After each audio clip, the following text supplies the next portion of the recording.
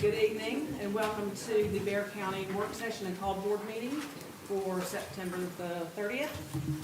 Thank y'all for being here. We would like to start with approving the agenda. I want to move that we amend the agenda to add consideration for the GSB Beacon Award. Okay, can you do a motion? So moved. Second. Second. All right, thank you. All right, now we'll start with the superintendent's report. Yes, ma'am. Thank you. Wait a minute, we need to all vote on that. We'll vote when we come out of executive session. Okay. Sorry about that. All right. Well, board members, just want to it's been a while since we've gathered, so I got a few things I just want to share some thanks and appreciation for. First and foremost, we had a wonderful day on September 4th, honoring the hard work and the resilience of our community as well as those lives that we lost. Special thanks to Ms. Rayberg and Ms. Zimmer over at Appalachia High School for putting together a wonderful day for our kids and our community. We've also been able to renew our Battle of Barrow. Congratulations to the Double G Bulldogs. They went to Appalachia and came out with the win, but had a great game, a great community event. Really enjoyed seeing everybody out there. We were able to honor our first responders recently at the Chamber of Commerce First Responder Luncheon. I want to thank the board and all of our staff for putting together gifts for that event and honoring those folks. We have our strategic planning coming up soon. That'll be on October 27th at Bethlehem Church. Able to advertise that. We're looking forward to that event and getting some feedback from our community. We are celebrating, as of yesterday, an increase in our graduation rate, which you'll hear more about tonight. And finally, we've got two new doctors in the room, I believe. Dr.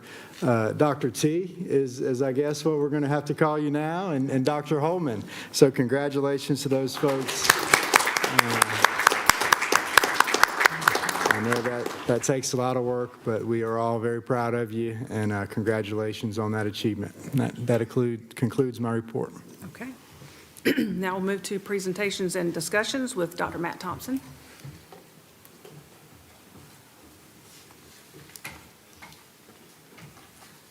Good evening. This evening we have 3 items of information and 3 action items for the board to consider placing on the consent agenda for the October 14th meeting. So we'll start out with the communications report for August, which is posted. And you can go through this at your leisure. This includes a lot of fun pictures and videos from the first days of school in August. A lot of fun to go through, so we hope the board will review that. Megan, if you go ahead and open up the 40th day student count, we do have that for your review. I will point out we actually have gained a considerable number of students since day one. We're at 15,211 students. At the 20th day count, we were about 2 percentage points down in enrollment from SY25. At this same count date, we're now down a little less than 1%. So we've actually closed that gap considerably. Still down from last year at this comparable point, but definitely less than on the day 20. And we do continue to see a steady stream of new enrollees. I will ask at this time Ms. Beth Mitchum to come up to talk about the 2024-2025 graduation rate. As Dr. LaDuff alluded to, we think this is pretty good news, and Ms. Mitchum is going to walk you through those results.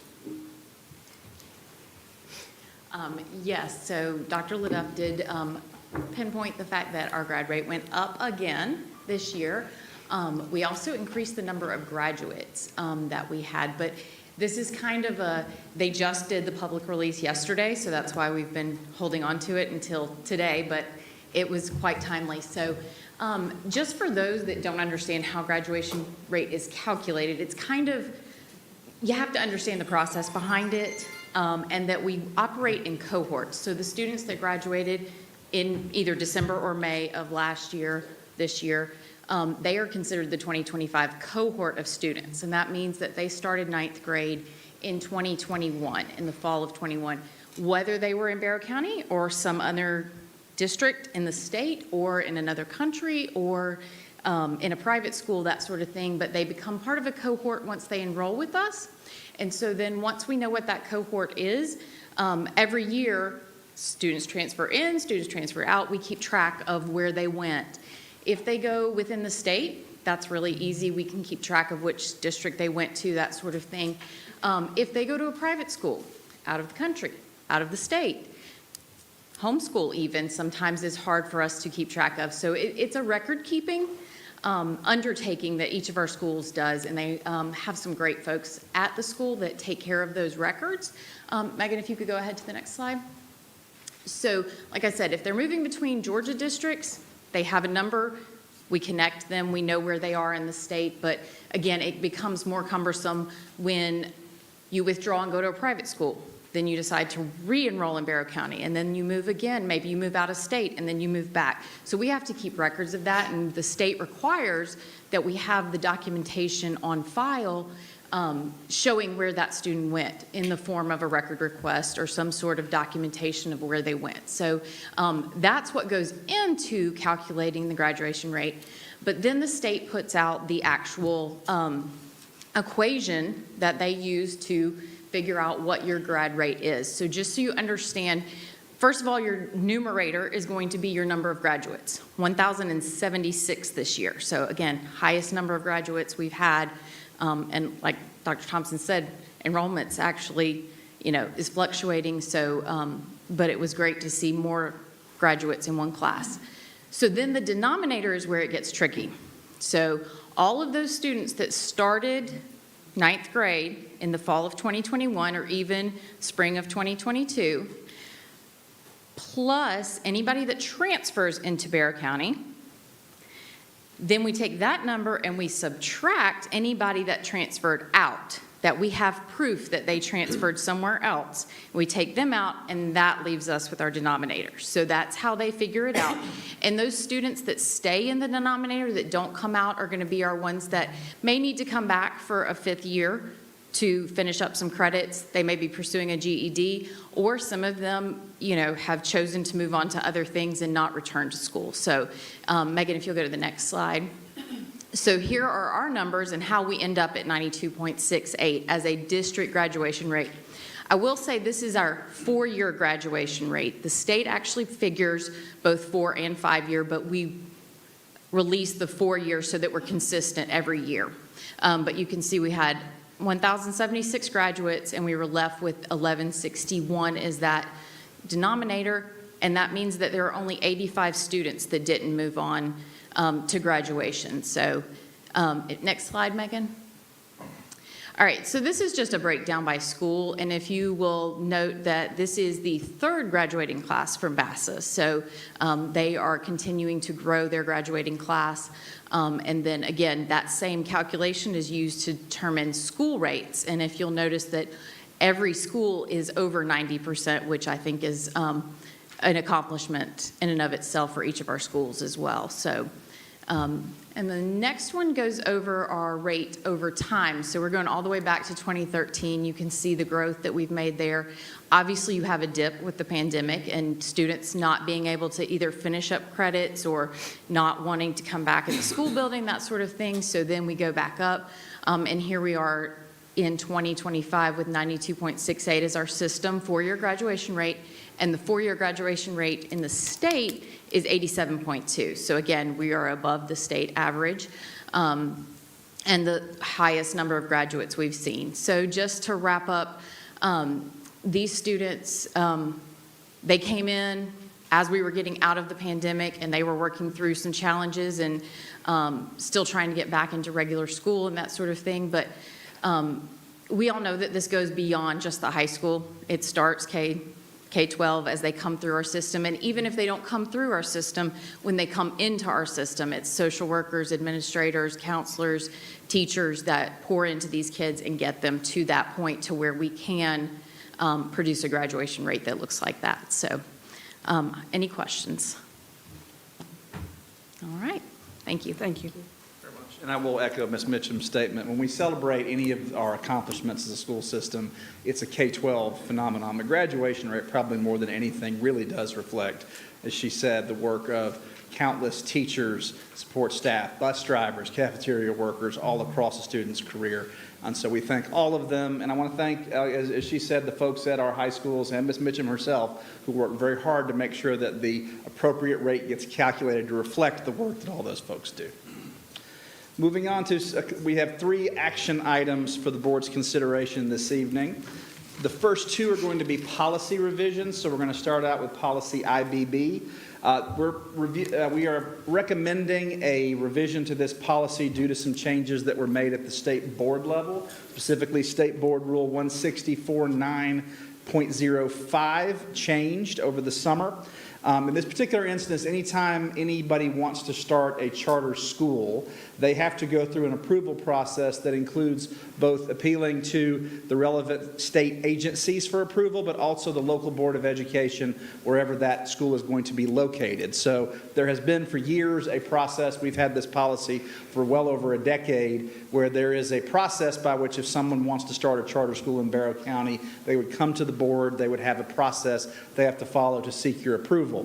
The reason the state board rule was changed was there was some belief that some boards of education were dragging a little bit on getting that done. You think about what it takes to start a charter school, you really have to have that done at a certain time of the year to make it viable. So what the State Board of Ed did is they collapsed some of the categories. We used to make distinctions between startup charters, conversion charters, or renewal. They collapsed all those into one category, and they set some more aggressive timeframes that the board has to meet when somebody comes up there. So you can see they would have to have the initial letter of intent 60 days prior to January 1st. They have to have the petition to the board by January 1st, and then you'll go through there. The board has to take a vote one way or the other by March 30th, and then there's timelines for if the petition is denied within 20 days, the board has to provide a statement of denial and reasons why, and then that has to be filed as well with relevant state authorities.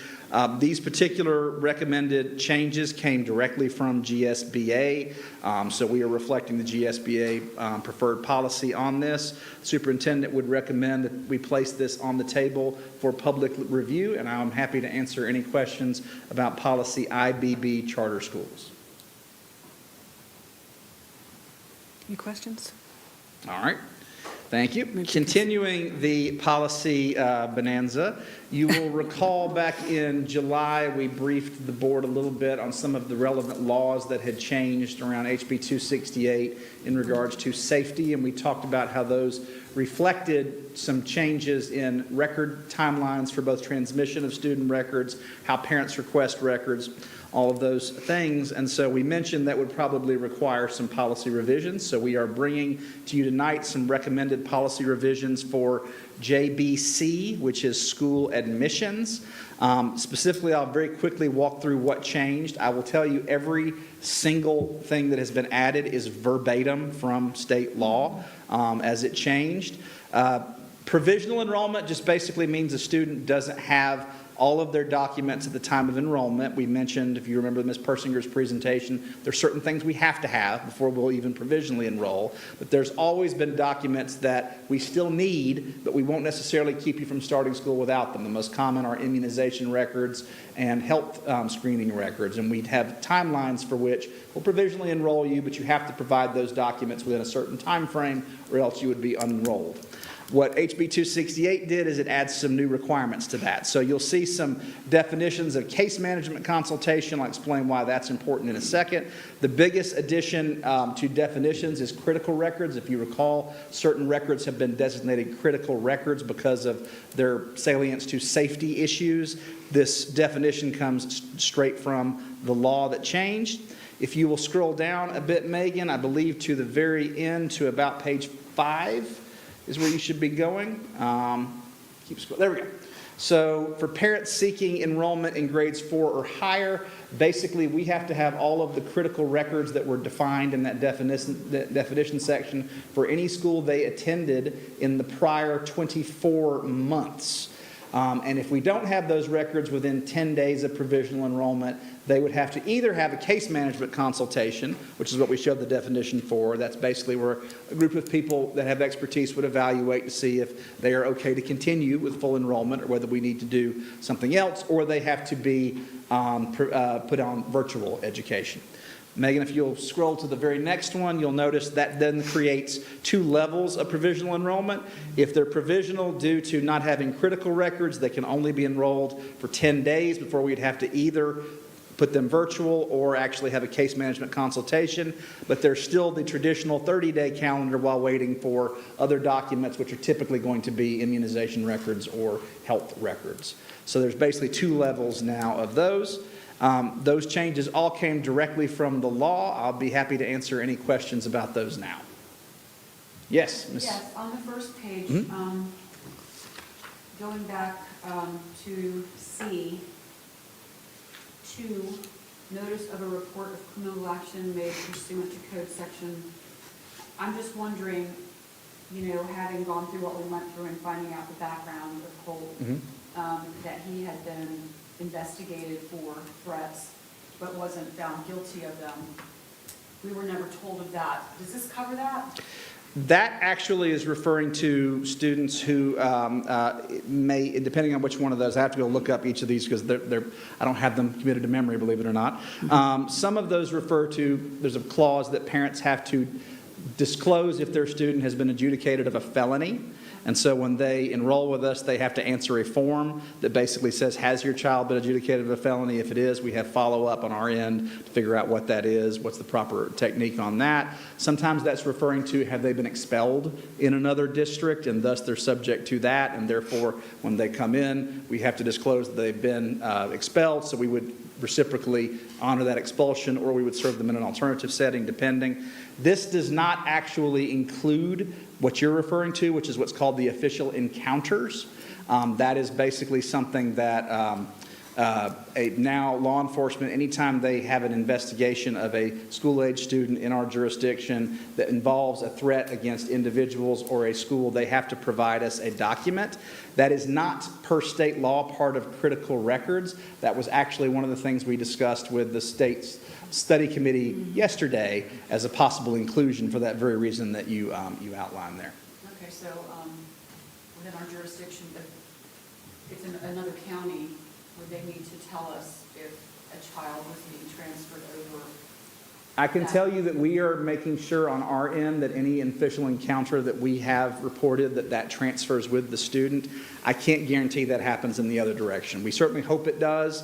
I think the spirit of the law would be that way, but that's not what the law actually says. Okay. Which is why we wanted to discuss that with the legislature. Thank you. Appreciate it. Any Anybody other else? questions on that one? So before I then make the recommendation, I will say there were 2 regulations that also changed. Regulations do not require board votes, but we do try to keep you informed when we change though. So Megan has opened up policy regulation JRR1. Basically, both these just outline the change in, it used to be, you can see the change, generally, it used to say generally a parent will be permitted a copy of their education records upon reasonable notice, and it did not give a time frame. The current law says if a parent makes a request, we have to provide an electronic record on the 3rd business day at by 5 p.m. after their request. So we've changed that regulation to reflect that. And then if you go, Megan, to regulation JRBR1, this is the Parent's Bill of Rights, has the same basic language, just reflects that if a parent wants a copy of a student's educational records, when they request them, we will provide that on the 3rd day, an electronic copy by 5 p.m. So we're just trying to make sure our policies and regulations match what state law says. So the superintendent recommends that board policy JBC, school admissions, be placed on the table for public review in anticipation of potentially a vote at the next board meeting. Okay. All right, thank you. My last action item is going to require Mr. John St. Clair to talk a little bit about Dell purchases. As part of our ongoing 5-year technology refresh cycle, 250 desktop computers are sought to replace end-of-life computers. An RFP was posted and 26 vendors responded. Dell was the low bidder response at $519 per computer. Low bidder respondent Dell met the terms of the RFP, has satisfactorily done similar business with the district previously, and is not adversely listed in the SAM.gov database. The financial impact would be $129,750 from ITS SPLOST Technology Refresh Funds for current purchase, $519 per device from various budgets for any future purchases under this RFP. The superintendent recommends awarding the purchase of Dell computers from low bid respondent Dell of Round Rock, Texas, in the amount of $519 per computer, 250 computers for a total of $129,750, and further authorization to use this RFP for any additional Dell desktop computer purchases through December 31st, 2025, subject as always to normal board approval and reporting guidelines. Questions? I would just like to say I'd like to recuse myself from voting on this because my son sells components to Dell and works with them extensively. And I don't know if it's this computer, but just out of abundance of caution. Yes, ma'am. So we need that All right. one, we need that one particularly pulled off and not put on a consent agenda. Okay. Thank you. Other items moved to consent? Yes. So moved. The other two items. All right, thank you very much.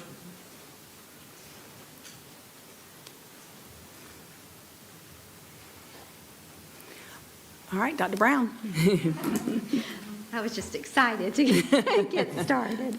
The Barrow County School System Chief Academic Officer Board of Education report contains one item of information and 2 action items for the October 7th, 2025 Board of Education meeting. Our first item of information is CTAE Plus.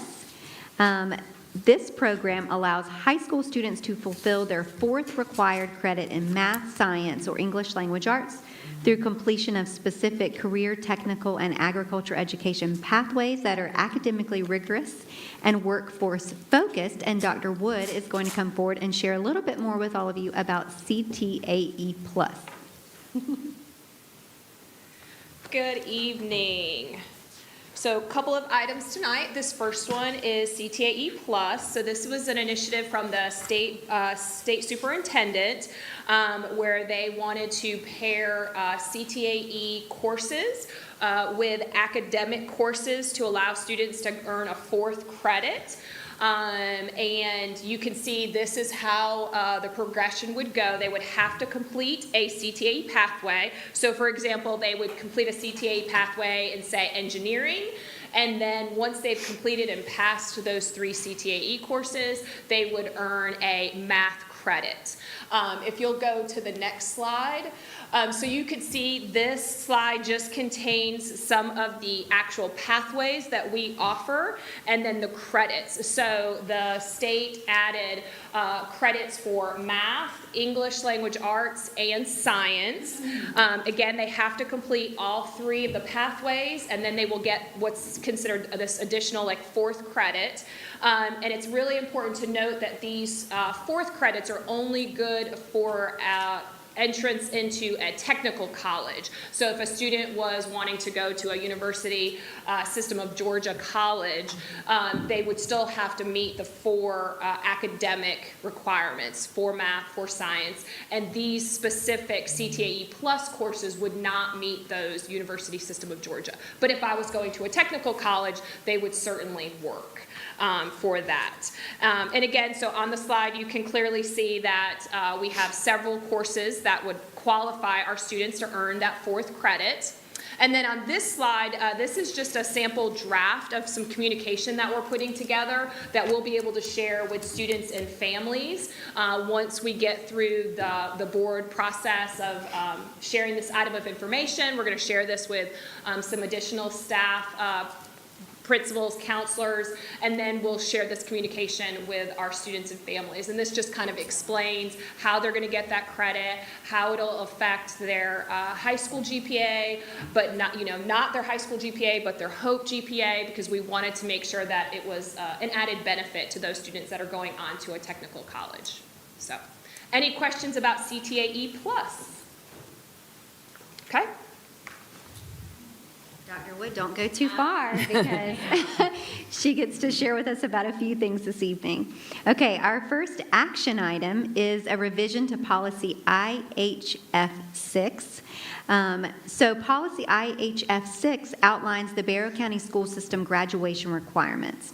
A revision is necessary to incorporate the new academic career pathway, which you'll hear about in just a moment, which expands the options available for students to meet graduation requirements. Additional updates are also included to align course requirements and other language with current terminology and expectations as set forth by the Georgia Department of Education and State Board of Education rule.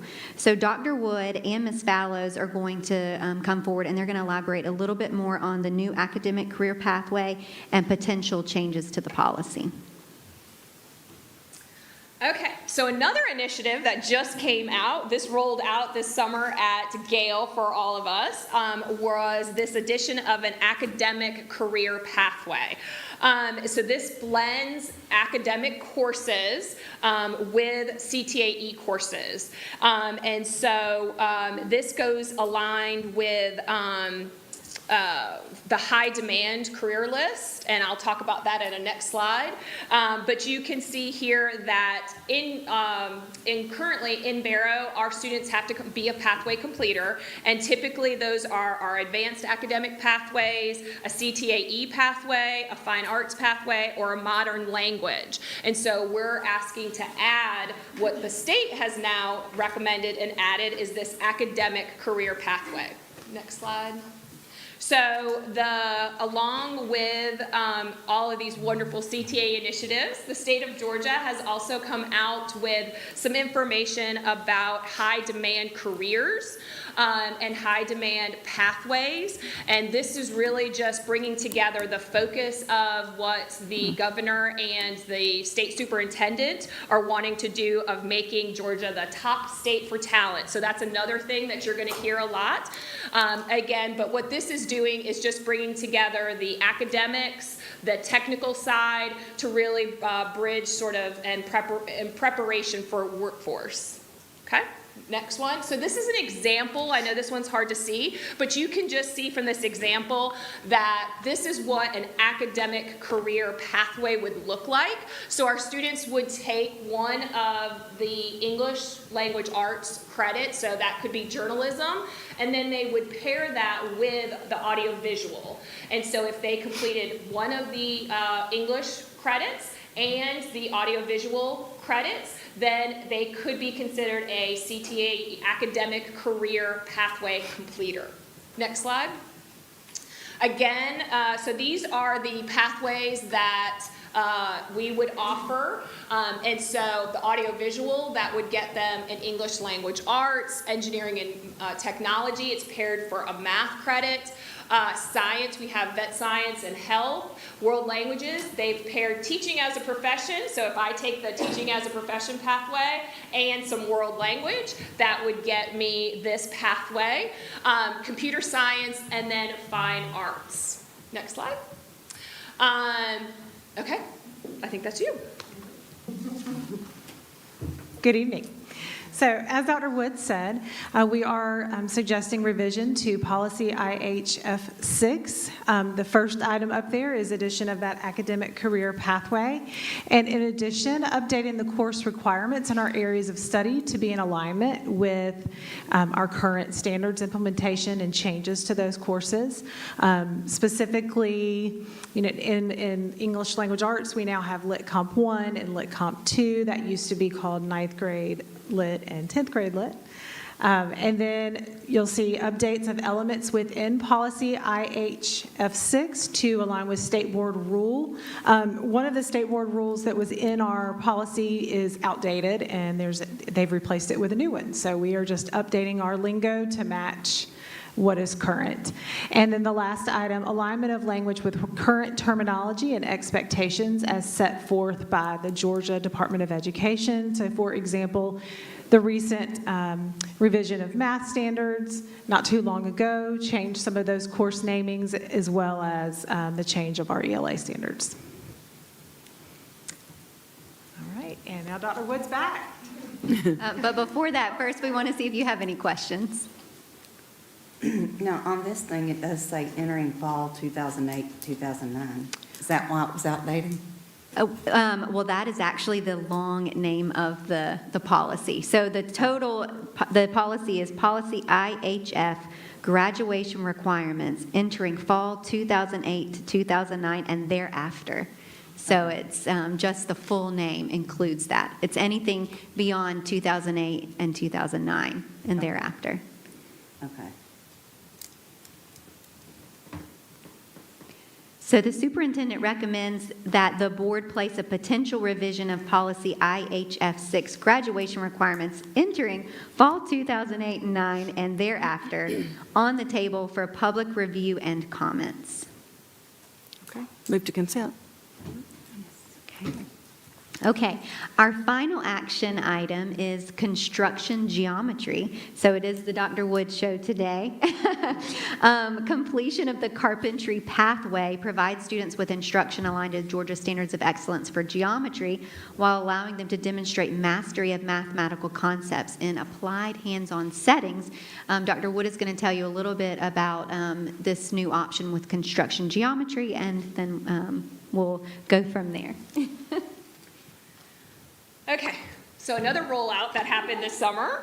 We're just on a CTAE roll with all these brand new initiatives, but these are some great opportunities for our students. So what they have proposed, and we're seeking board approval for, is allowing students that complete the carpentry pathway. So there's 3 courses, and they're listed there. If they complete that course, that these students can also receive a geometry credit. And it's called construction geometry, and it has its own course number. What this will do is this, again, just kind of aligns what the state of Georgia is trying to do with saying that our students taking these technical CTAE classes, there's relevance to what they're learning in those classes that can then be applied. It is important to note that this, just like CTAE Plus, is only good for admission to a technical college. So this is really preparing students to, graduate, go on to a technical college, or right into the workforce. So if a student was looking to go on to a university system, they would have to take the actual geometry course with the, as a 10th grade course. So as we've mentioned in the prior revision that Ms. Fallows shared with us, part of the revision talks about the math credit requirement of geometry or its equivalent course. And so what we're proposing is that this construction geometry be considered that equivalent course. And that's really per what the state has recommended, is that we present this to the board and we seek board approval to be able to use this construction geometry. Okay. Any questions on construction geometry? I think we're good. Okay.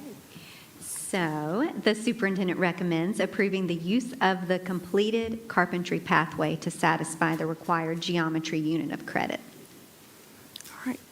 Move to consent. So moved. And this concludes our report. Thank you. Thank you. All right. Chief of Staff report, Dr. Adam Kurtz.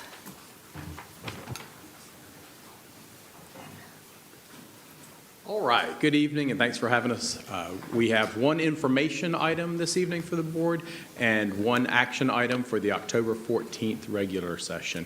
As we finish the hiring season for the for this coming school year, for the 25-26 school year, we finally got some summary data together, and Ms. Megan McNally is going to present where we are in our hiring.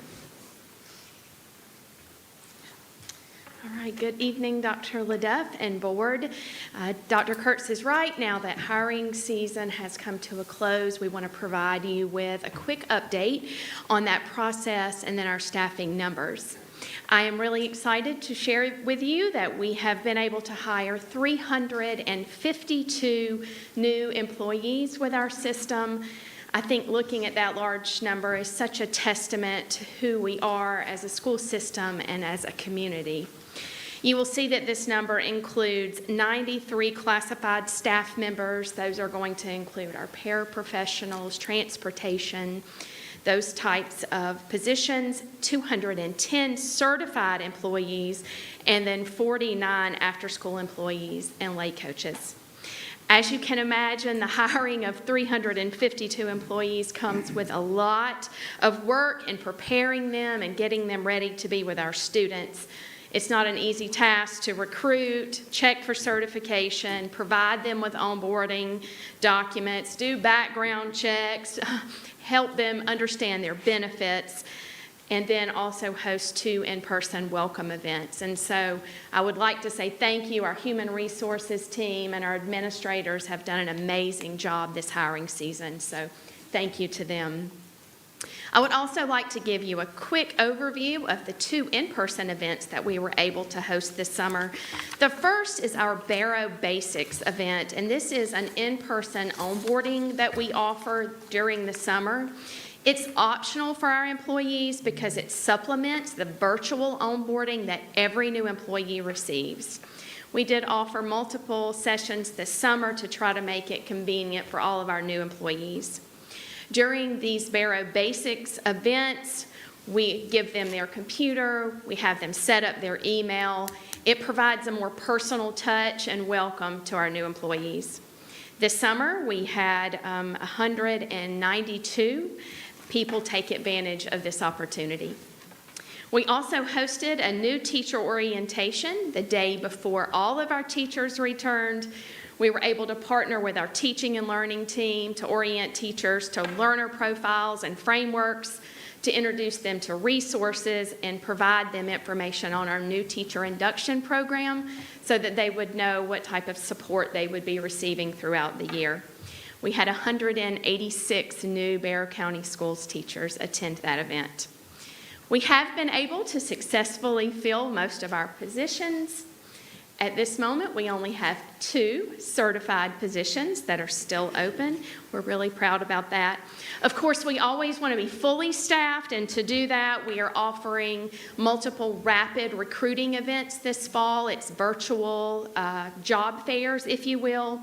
We also have a student-teacher event that's coming up. We want to try to get our student teachers before they have the opportunity to look anywhere else. We call that Falling for BCSS. And then we also have a classified job fair that we will be hosting in October to fill some of our classified positions. So thank you all for your support and for your time tonight. Y'all been Thank you. busy. Any questions? No. Thank you so much. Mr. Perno will join us with one action item for the board to consider adding to the consent agenda for the October 14th regular board meeting. Good evening.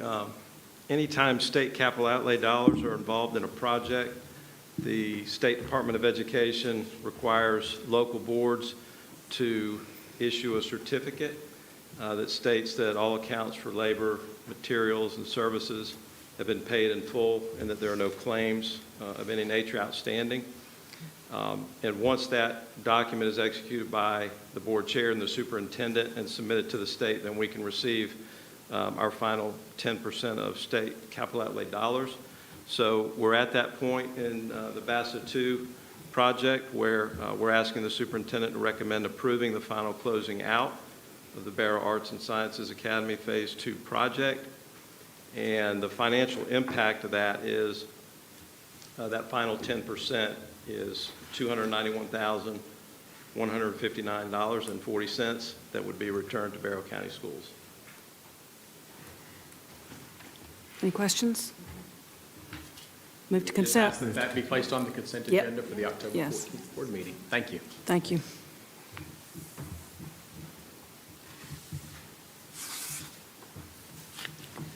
All right, now we're going to move into executive session to discuss or deliberate upon the Madam Chair. appointment. You didn't bring up the Oh, I'm sorry. The amendment to the amendment to the agenda. agenda. We're going to vote on that when we come back Okay. from executive session. Madam Chair, I'd like to make a statement. Okay. I just want to take a second to thank the Executive Cabinet for hosting the State House Education Committee this week. I was able to attend along with some others, and I was very excited to hear how our team advocates for our county and our community. and what makes us most successful by encouraging them to pass new laws and to provide additional funding that we need. One of the biggest things that our constituents always care about is tax dollars, right? That's the thing that we take. So it was very encouraging to hear our team fight for legislation to stop passing down additional cost to the system for TRS and insurance. That was a $20 million increase on our budget this year. And so as a community, if we have that money coming in, we can grow our community and grow our school system even more. So thank y'all for taking the time to dive in and educate those legislators and share that. Appreciate y'all. Absolutely. Thank you very much. Thank you. All right, if we're ready to move into executive session to discuss or deliberate upon the appointment, employment, compensation, hiring, disciplinary action or dismissal or periodic evaluation or rating of a public officer or employee, or to interview applicants for the position of superintendent. Can I get a motion? Yes. Second. Second? Okay. We will be back. Supposed to vote on how, that we have to vote on that.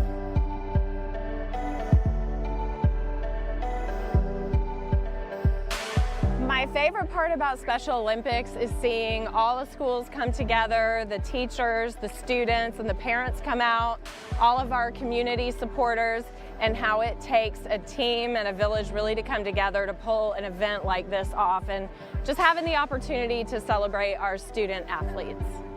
This is a very large event. This is actually our largest event since we started it back a few years ago. COVID kind of shut down some numbers, and then we are back full force. We have about 500 athletes signed up for today, 500 student volunteers signed up to support us, and we have a bunch of adult volunteers that have come out. I would say about 50 people coming out here just to provide support for all of these athletes. It takes so much effort to get all this together, and everyone's done beautifully, making sure the day has run smoothly, fixing what needs to be done. Everyone's done amazing, and it's been an 8-month process, but we're finally here. So my favorite event of Special Olympics is definitely going to be the relay races. It is so amazing to see the kids just run their hearts out with their buddy by their side. But my other favorite thing is when we do the athlete walk and we have the opportunity to have a torchbearer lead the way and have all the kids get to, celebrate today's day and basically have everybody cheer them on at that time. That's my favorite. I have so many people that I could not do this day without. First, my Special Olympics Barrow County team. Our committee has put months of effort into this, so thank you, each of you. The PDC and the Transportation Department from Barrow County Schools have been a huge help. We could not have done this without the use of their facilities. And also the transportation team has killed it today with getting everyone to and from this event. Also, we have vendors, the people who brought our Oconee inflatables, all of our bouncy houses, and our volunteers that have done the sensory areas. Those are also people that have really helped today really happen.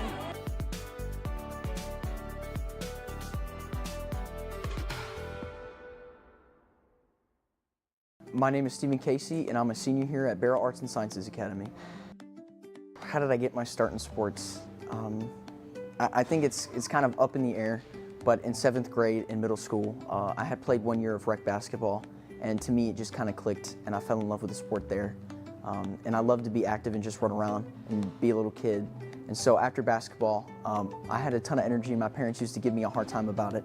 And they said, hey, why don't you try out for running? And so I ended up doing track also my 7th grade season, which was a lot of fun. I had awesome teammates.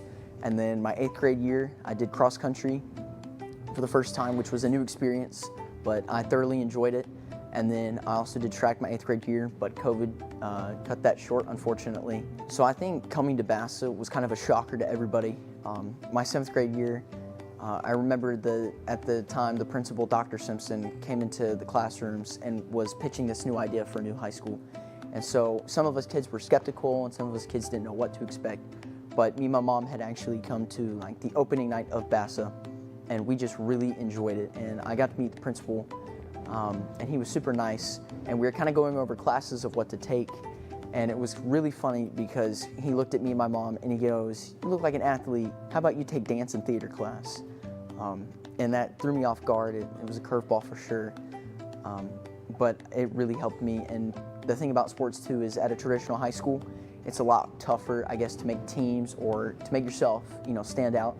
And so coming to BASA, being a smaller knit school, and I guess relating more to my classmates and teammates, made me enjoy sports a lot more. And I think that's what actually helped my growth, was being so close with everyone else. It really allowed me to just be myself and to succeed in anything I did.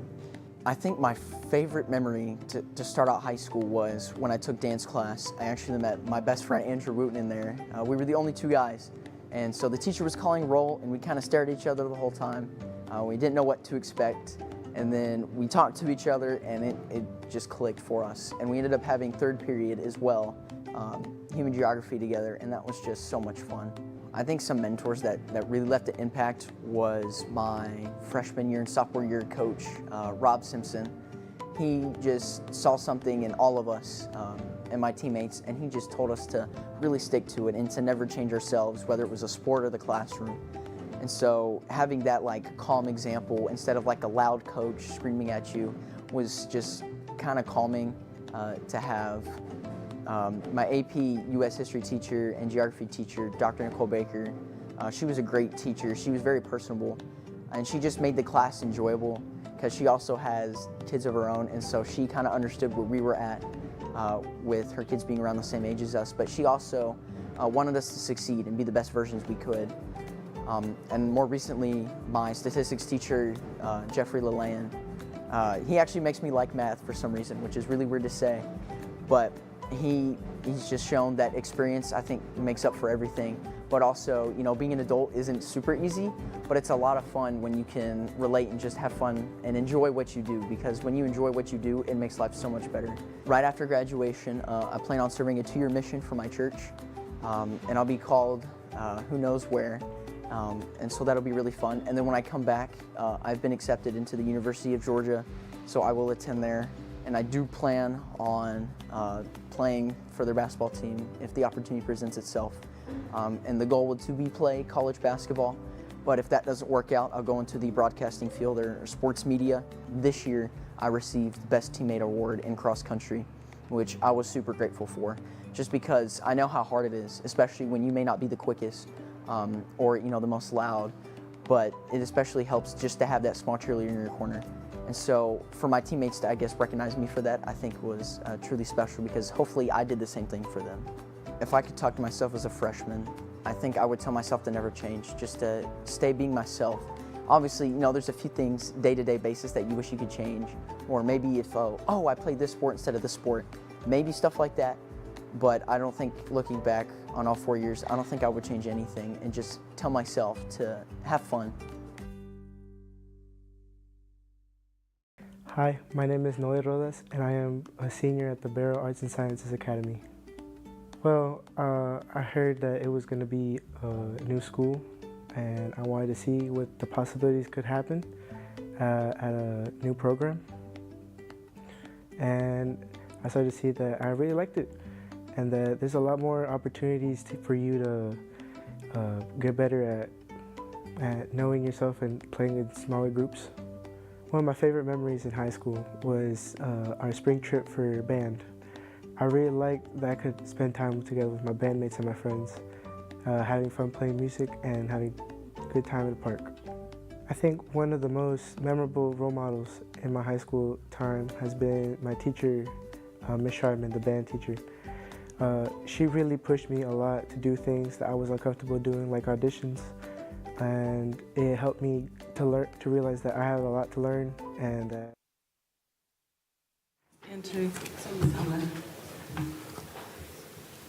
Second. Thank you. Thank you. We need a motion to approve the personnel report. Can I get a motion? So moved. Second. Second. Okay, thank you. All right, Dr. LaDuff, you want to explain the change in the agenda? Yes, ma'am. So, board members, as you know, you've elected to amend the agenda to add consideration of the Beacon Award. The Georgia School Boards Association awards the Beacon Award to news organizations or journalists for outstanding coverage of public education. And you all have asked us to help you put together a nomination for Mr. Jim Thompson, who's here with us tonight. No keeping secrets from Jim. But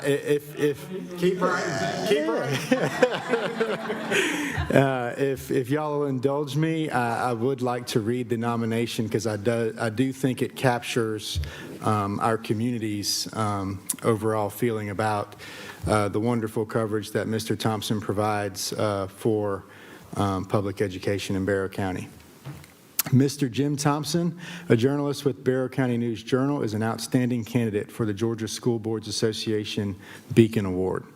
Throughout his coverage of public education in Barrow County, Mr. Thompson has demonstrated an increasingly rare combination of accuracy, balance, and clarity.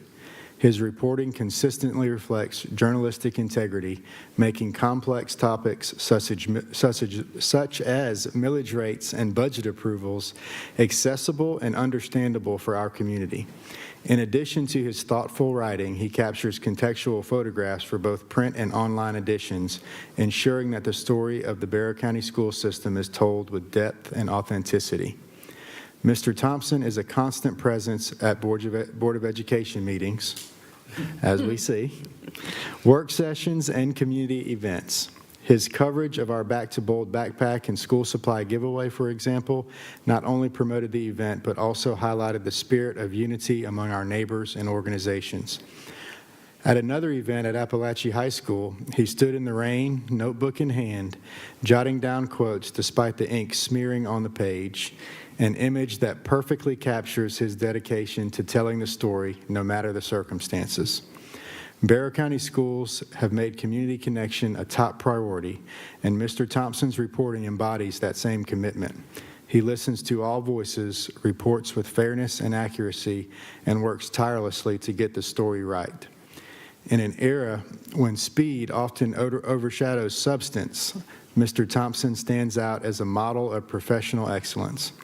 Barrow County schools are fortunate to have Mr. Thompson on our beat. His work not only informs, but also strengthens the bond between our schools and our community. Recognizing him with the Georgia School Board Association Beacon Award would be a fitting tribute to the meaningful difference he makes in our community every day. Thank you, Jim. Thank you,